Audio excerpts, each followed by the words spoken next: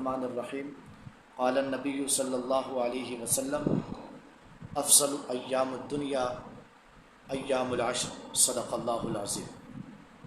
محترم ناظرین و سامعین، آج کی مختصر ویڈیو پیغام میں عشرہ ذو الحج کی فضیلت کے حوالے سے چند معروضات پیش کروں گا۔ نبی کریم صلی اللہ علیہ وسلم کی حدیث آپ کے سامنے تلاوت کی ہے۔ اللہ کے نبی صلی اللہ علیہ وسلم ارشاد فرماتے ہیں کہ دنیا میں سب سے افضل دن یہ عشرہ ذو الحج کے 10 دن ہیں۔ اور ایک روایت میں صحابہ کرام نے سے نبی کریم صلی اللہ علیہ وسلم نے ارشاد فرمایا کہ مل عمل فی ایام افضل منہا فی ہذہ، کہ ان دنوں سے عمل کے لحاظ سے ان دنوں سے زیادہ کوئی کسی دن کو فضیلت حاصل نہیں ہے، کوئی دن فضیلت والا نہیں ہے۔ صحابہ کرام نے عرض کیا یا رسول اللہ صلی اللہ علیہ وسلم ولل جہاد، جہاد بھی نہیں ہے؟ اللہ کے نبی صلی اللہ علیہ وسلم نے فرمایا ولل جہاد، جہاد بھی نہیں ہے،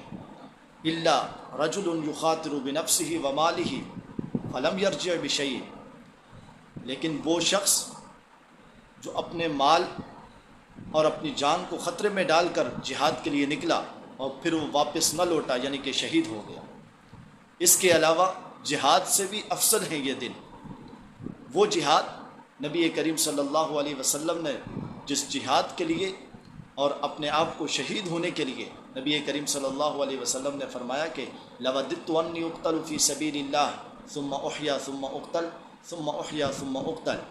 کہ میں اللہ کے راستے میں شہید ہو جاؤں، مار دیا جاؤں، پھر مجھے زندہ کیا جائے، پھر میں مارا جاؤں۔ اس جہاد سے بھی افضل عمل نبی کریم صلی اللہ علیہ وسلم ارشاد فرماتے ہیں کہ یہ 10 دنوں میں جو اعمال ہیں یہ اس جہاد سے بھی افضل ہیں۔ محترم ناظرین و سامعین، ویڈیو آنے کا مقصد یہ ہے کہ ان 10 دنوں میں کم سے کم آپ روزوں کا اہتمام کریں، قرآن کریم کا اہتمام کریں، صدقہ و خیرات کا اہتمام کریں، اس لیے کہ دنیا کے اندر نبی کریم صلی اللہ علیہ وسلم نے ارشاد فرمایا کہ دنیا میں سب سے افضل ایام اور دن یہ عشرہ ذو الحج کے دن ہیں۔ اللہ تعالیٰ سے دعا ہے کہ ہمیں عمل کرنے کی توفیق عطا